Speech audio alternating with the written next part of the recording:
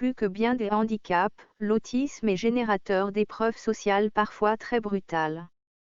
Psychiquement, c'est l'évidence même, mais la violence physique est presque un passage obligé.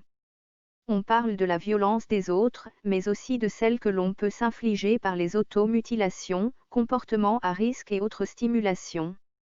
Que celui qui n'a jamais été chahuté, humilié et brutalisé à cause de sa différence me jette la première pierre.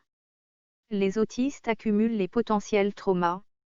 Certes, ils ne sont pas les seuls, mais les gèrent bien moins efficacement que les normaux.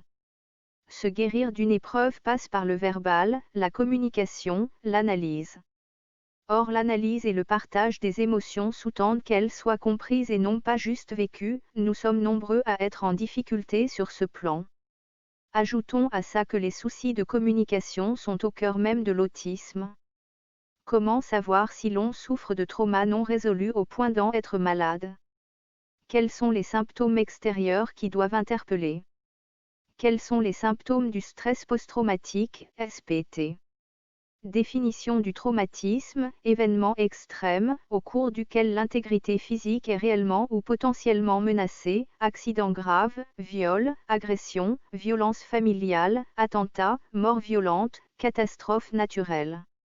Manifestations, troubles somatiques variés souvent sous forme de douleurs chroniques, troubles digestifs, troubles de la sexualité, troubles obstétricaux, fibromyalgie, troubles cardio-respiratoires, céphalées, etc., sans que personne ne fasse en général le lien avec les événements traumatiques subis.